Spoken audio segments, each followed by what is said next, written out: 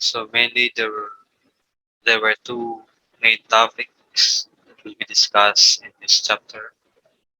First is about the historical background and CSR, the corporate social responsibility development in the Philippines. So first about the historical background.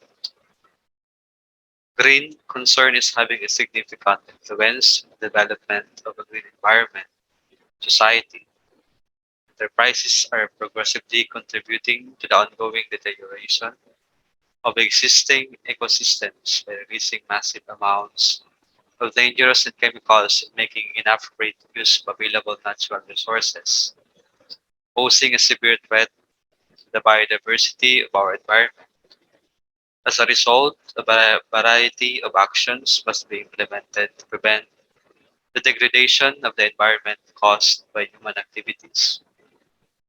Efforts directed only at the elimination of pollution created are no longer feasible. It is vital to look for ways to decrease the environmental impact of company activities at all stages of the manufacturing process, from the planning stage and manufacturing strategy to the production process. Companies are increasingly realizing the strategic importance of adding environmental concerns to their own corporate social responsibility. Significant event that affected the acknowledgement of the significance of corporate social responsibility was the European Commission's in 2004 publishing of a paper named Green Paper on CSR. According to the paper, social responsibility has become an intrinsic aspect of management in European businesses and a practical application for shareholders and operators. Corporate social responsibility is not a new concept, and some say that it has rich history. The present view that companies have a social obligation is not indeed the business interest for society may be traced back to ancient times. In Carroll in 2000, this section concentrates on the most significant historical events that shaped the emergence of CSR as a conceptual framework. The history begins with the historical foundations of social responsibility and then analyzes the early phases of official and academic writing about corporation social responsibilities up to the most recent interpretation of CSR. Ancient civilizations such as the Egyptians and the Sumerians used trading norms to ease business and guarantee that the general public's interests were taken into account. Proof of collective action against companies can be found as far back as the 1790s, after one of the earliest consumer strikes, and the protest was launched opposing slave harvested sugar and British West Indian slave plantations. According to Wayne Visser in 2010, CSR has been practiced for over 4,000 years. He highlights the ancient Hindu, Vedic, and Sutra literature, as well as the Buddhist Jatakas, as examples of ethical connections of profit, profiteering, or the charging of an unreasonable interest. A further story he tells is the zakat, or wealth tax, in Islamic culture, which may also be seen as a sort of CSR. Consequently, it was not until the 1930s and 1940s that the role of managers and corporate social responsibility began to appear in the studies of Carroll in 1999. And authors began to examine what the specific social responsibilities of corporations were. The decades that followed, society expectations of business behavior shifted, as did the notion of corporate social responsibility. Katsoulakos provide a thorough historical overview of CSR development. According to him, modern CSR received attention in the 1950s and 1960s, coinciding with the advent of the environmental movement. Archie Carroll's description of CSR and the CSR pyramid became well organized in the 1970s.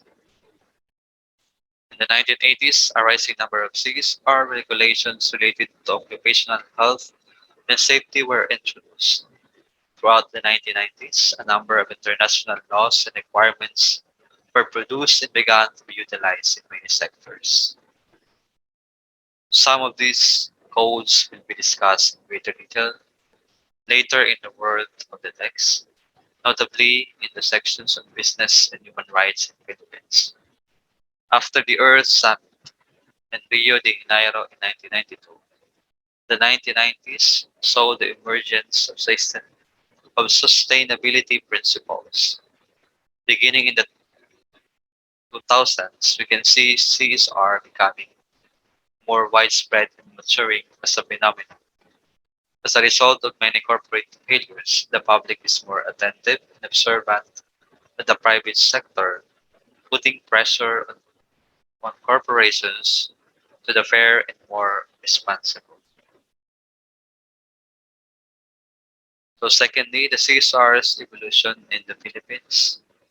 According to Kalingo and De Los Reyes in 2011, identified they identified three significant stages in the history of CSR in the Philippines. First is the unorganized CSR from the 1960s to the 1970s. Second is the organized philanthropy from the 1980s to the 1990s. And third is the organized movement from the 1990s to the present, from 2000 until present. First is about is an organized CSR that ranged from 1960s to 1970s. During this time, the Philippines was still suffering from the impacts of US colonization, and the business sector was primarily concerned with charity and donations. The Marcos regime was marked by a severe economic crisis and the imposition of martial law in 1972. The viability of the company was challenged in this environment of political unrest and social unrest. As a consequence, corporate groups and organizations choose to pool and share the resources through CSR initiatives. In 1971, they formed PBSP, which included corporations like San Miguel Corporation, shell companies in the Philippines, United Laboratories, SGB and Company, Soriano Group, and many others. It was a time of restrictions and a lack of knowledge, yet the CSR managed to flourish. Other non-profit organizations founded during this time include the Association of Foundations in 1971 and the Bishops' Conference of Businessmen in 1972. So secondly is the organized philanthropy, ranged from 1980s to 1990s. During this time, the Philippine government implemented a number of privatizations, decentralizations, and liberalizations programs, which attracted international investors and altered the current private sector. As a result of the new democratic system, the number of foundations began to rise. The SM Foundation, 1983, Coca-Cola Foundation, Philippines, 1986, Rojas Foundation, 1987, Sarmiento Foundation, 1988, and so on. Other businesses choose to develop CSR initiatives through their community relations or human resources departments. Lastly, the organized movement, which ranged from 2000 to present. The third stage began around the year 2000 and continues to the present. It was heavily affected by globalization and the blooming of CSR throughout the world. The concept of shared value by Porter and Kramer in 2006 has gained traction in the realm of CSR. Porter and Kramer defined shared value by stating that the competitiveness of the enterprise and the health of the community are closely intertwined. The League of Corporate Foundations supported this movement in the Philippines by participating in educational programs and other collaborative activities carried out through its committees on arts and culture, education, enterprise development, environment, and health. So Filipino values reflected on CSR. The incorporation of Filipino values into CSR has distinctive features. According to Kisome 2004, as cited by Apiling Dalisay in Sarmiento and Dile 2011, there are three primary Filipino values: makabayan or nationalism, makadiyos or faith in God, and makatao, personhood. According to Agiling Dalisay in Sarmiento and Dile, makabayan has its roots in pre-colonial Filipino society is founded on the concept that love of one's country is the heart of a successful company and the success of a corporation ensures national prosperity. One of the distinguishing features of CSR in the Philippines, as per Makatios, is the prevalence of kinship firms with deep roots and communities that share religious beliefs and faith in God. Makatao is also linked to pakikipagkapwa, which speaks to shared identities as seeing oneself through the eyes of another.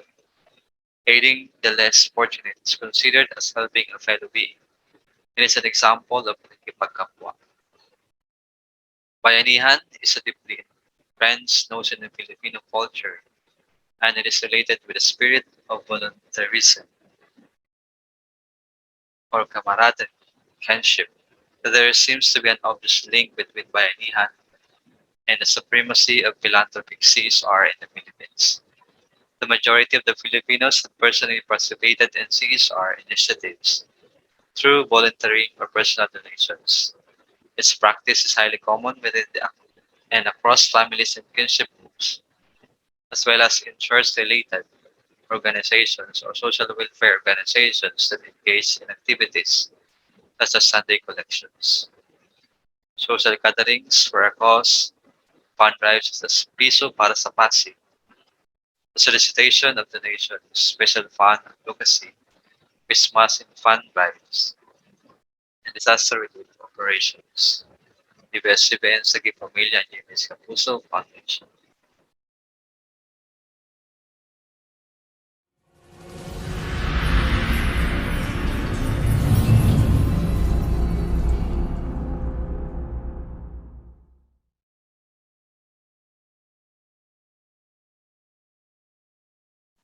Corporate social responsibility. So what is corporate social responsibility and what does it have to do with environment and the indigenous communities? But before that, let us first define what is corporate social responsibility.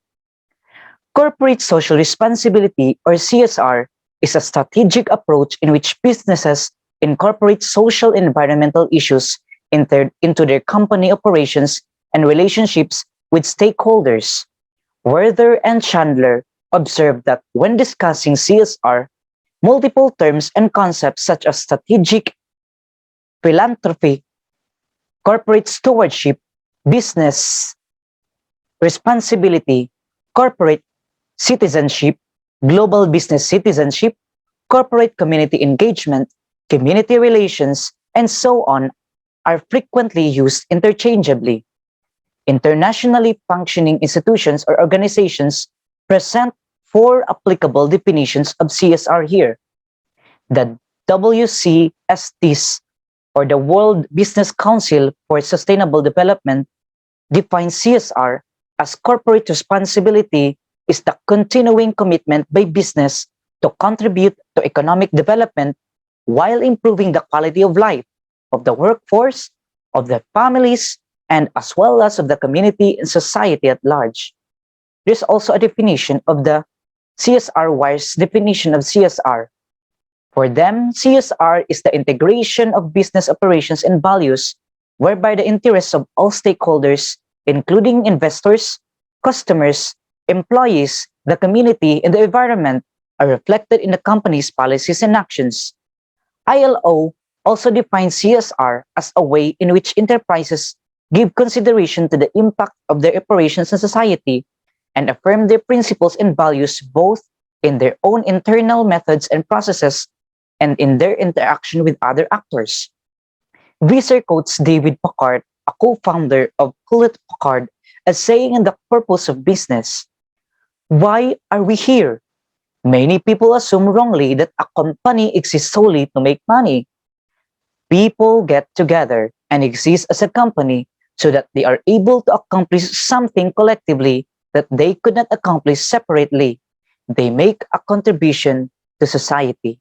So, CSR should not be just about business or making profit or money, but the totality of the society, the community, as well as the environmental factors.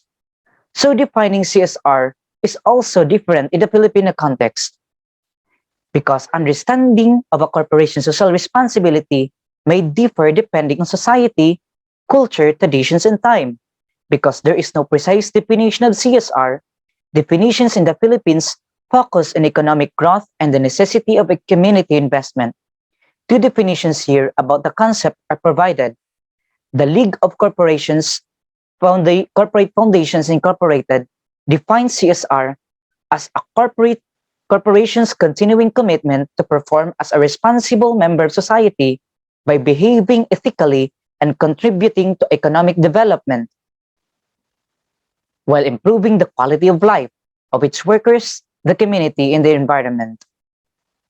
Philippines Business for Social Progress or PPSP defines CSR as business principle which proposes that the long-term sustainability of business is best served when profitability and growth are accomplished alongside the development of communities, the protection and sustainability of the environment, and the improvement of people's quality of life.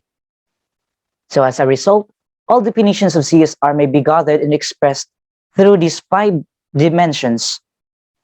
The first is environmental dimension. It is concerned with the natural environment and the long-term health of market transactions. Second, the social dimension. This dimension refers to the overall link between business and society. This includes the indigenous peoples concerned, which have been neglected by some corporations. Third, the economic dimension refers to socioeconomic or financial issues, such as explaining CSR's influence on corporate operations. Fourth, the stakeholders dimension. This refers to taking into account all stakeholders or stakeholder organizations. The voluntarism dimension is the fifth one. This dimension refers to activities that are not governed by law. Basically, it may be regarded as going beyond and above what is needed by law. So there are three accepted international theories of CSR. The CSR concept is distinguished into three varied theories, although the same in essence. The first theory describes the Carroll CSR theory. The second is the triple bottom line CSR theory, and the third is the stakeholder theory. Finally, it examines the similarities and differences between the three theories and presents them in a single table. First, the Carroll CSR pyramid. Archie Carroll was one of the first experts to distinguish between the duties or responsibilities that a firm is intended to do. He places economic responsibilities at the bottom of the pyramid since no firm can continue without earnings.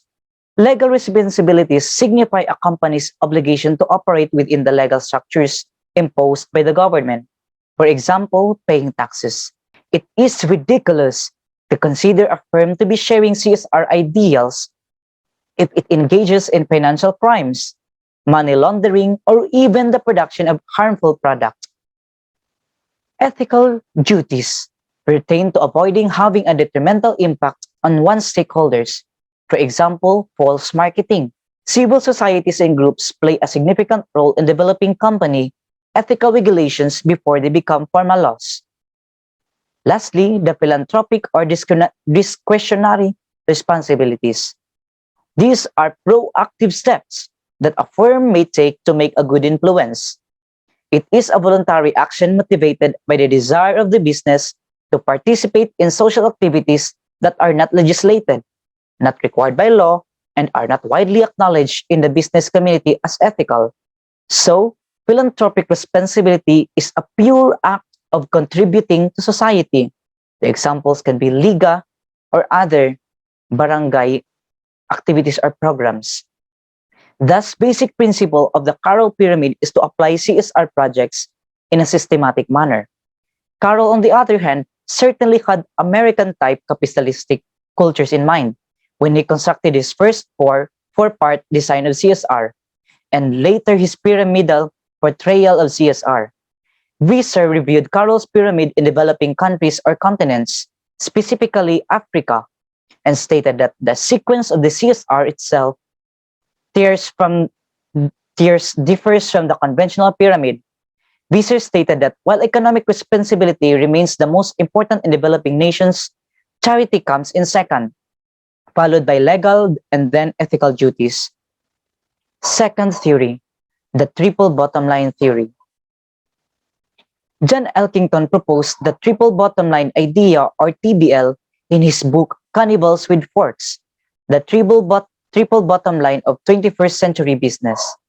TBL may be viewed as a CSR framework that encompasses three performance dimensions: economic, social, and environmental.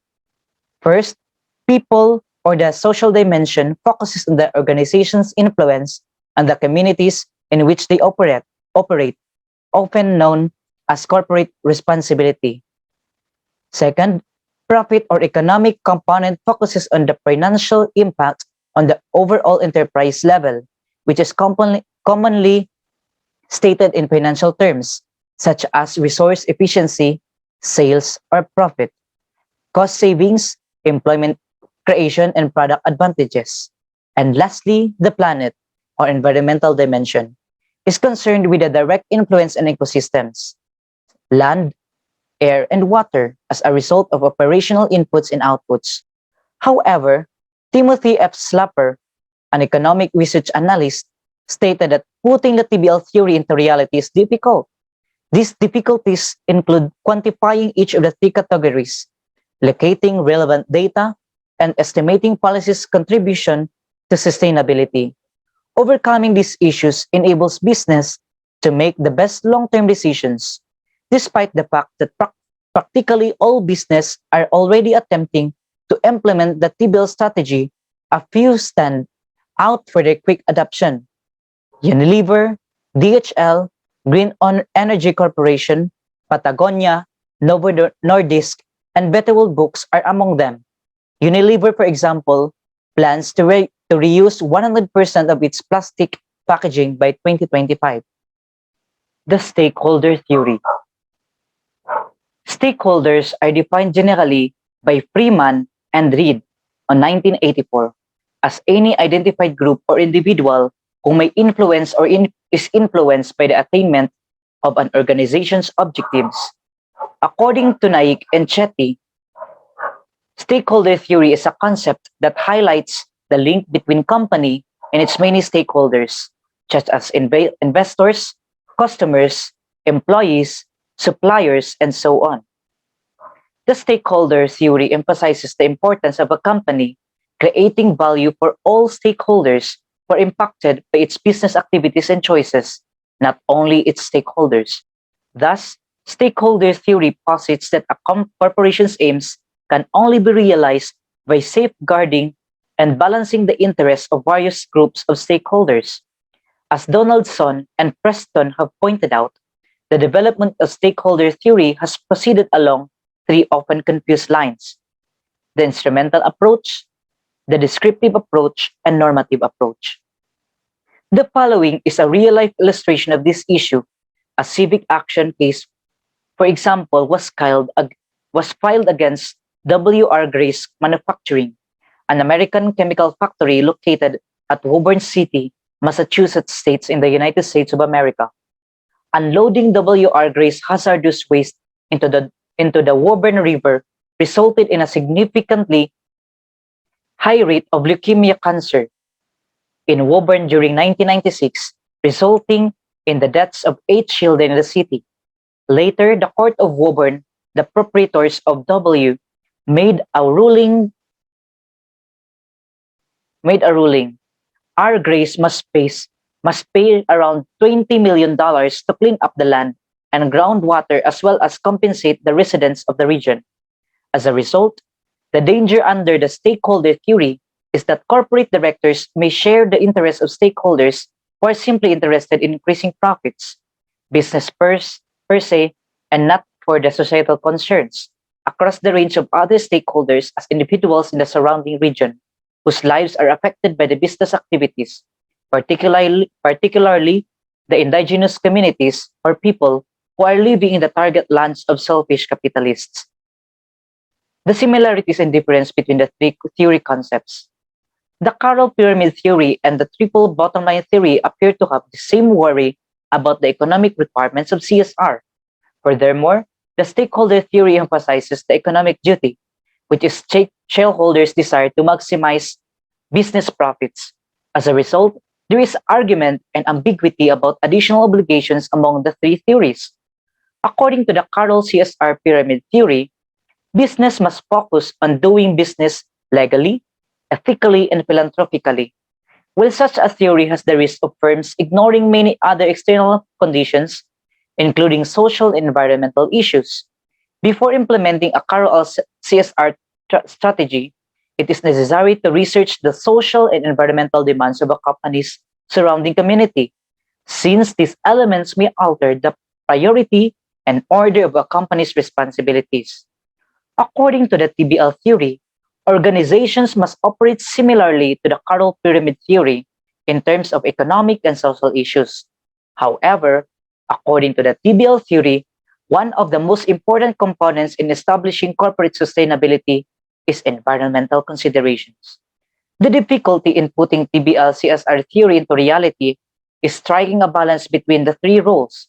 It is no longer enough for a company just to make money. It has a moral obligation to fulfill social and environmental goals. According to the stakeholder theory, all stakeholders' interests must be honored in corporate social responsibility plans. It is critical to remember that the adoption of the stakeholder theory necessitates complete openness of all business operations with all stakeholders.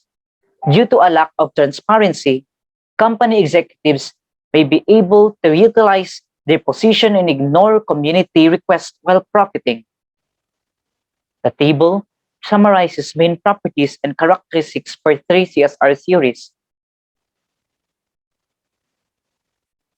The criticisms. However, given our planet's limited resources, as well as the present environmental concerns, industry will require a more holistic view.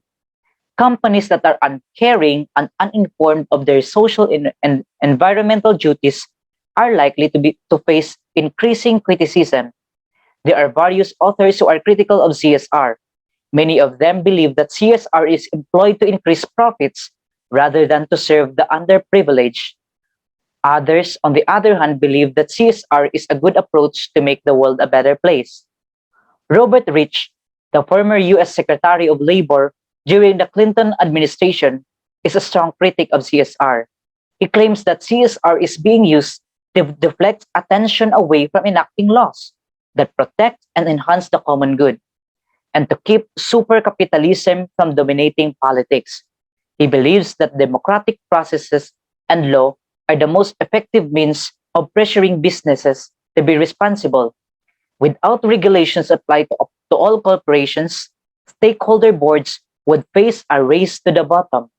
For example, in order to attract investment such as the construction of a new factory or corporate headquarters, a jurisdiction may lighten laws or lower taxes, compromising the public good. The following are some of the most critiques leveled towards CSR's efficacy. First is the lack of clarity. CSR is not a unified, consistent notion that is frequently portrayed to be. Indeed, one source of worry is that the term corporate social responsibility has become so wide that it may not be interpreted and applied for a variety of objectives. This ambiguity limits CSR's utility as an analytical tool and as a decision-making aid. Because the CSR idea is changeable, it is difficult to operationalize a definition that indicates whether a business is or not socially, morally, politically, environmentally responsible, or behaving in line with competing and complex societal standards. Second, profit wins over principles. Despite CSR's notion that commercial outcomes and social aims can become more or less matched, it is assumed that the market will eventually balance itself. Profit always triumphs over principles. The market is incapable of providing both short-term financial profits and long-term social advantages. If a corporation publishes a profit warning, the market discredits its shares. The tremendous expansion of CSR may inspire some to believe in the capacity of market forces to affect social and environmental change. However, markets frequently fail, particularly when it comes to delivering public goods. So, we must be aware that CSR initiatives are susceptible to the same market constraints that sparked the movement in the first place. From a societal standpoint, proper nutrition and protein consumption have become a matter of concern since people believe that fish and other river source protein are contaminated with toxic chemicals. And lastly, the psychopathic nature of corporation. A lot of money was spent to create a reputation of the firm as fundamentally good and capable of caring about others. However, the corporation's primary responsibility is to serve itself. So, in essence, a business is a deeply self serving man. That is really the definition of a psychopath, according to psychology. The ultimate aim of CSR, doing well by doing good, is an unrealistic objective that is admirable in spirit but impossible to achieve in fact. Corporations, by definition, contain contradictory qualities and vices that assure they can never be really socially accountable under any definition. Above all, globalization is without a doubt one of the most potent drivers of CSR. The expansion of cross-border trade, as well as the activities of international organizations such as the OECD, ILO, the UN, the GRI, and ISO, which have developed a number of important declarations, codes, codes, principles, or guidelines governing corporate behavior, have all contributed to the development of CSR. As a result of globalization, the globe is becoming more homogeneous in a global culture, is emerging that encourages individuals to think internationally while acting locally. The globalization of technology, media, and the internet drew the social, economic, and political realms that ever closer together. The narrowing the gap between business and civil society. The media and availability of information have brought consumers and civil society closer to the private sector, raising their demands on social and environmental concerns. One of the most serious concerns about globalization is the rise of non-state entities, such as multinational corporations and international organizations. As they grow in power, concerns of accountability and democratic control become increasingly prominent. CSR is becoming increasingly prominent in this sector.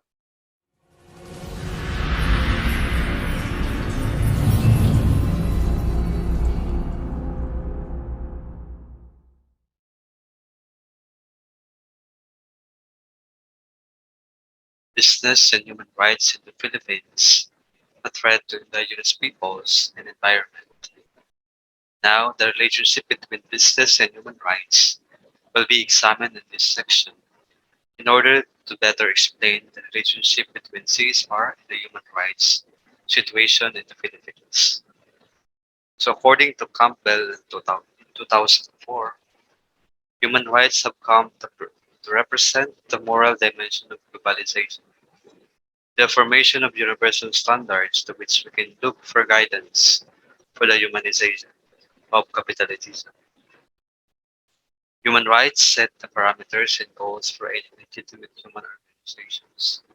It therefore seems appropriate to see human rights as a source of ideas for determining the normative ordering of global capitalism and its governmental structures. Human rights are not a separate component of CSR.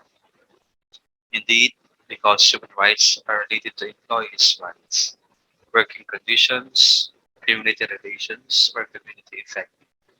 We may conclude that it is most likely the most challenging aspect of CSR. According to the Special Representative of the Secretary General of Business and human rights were still a strange idea for business.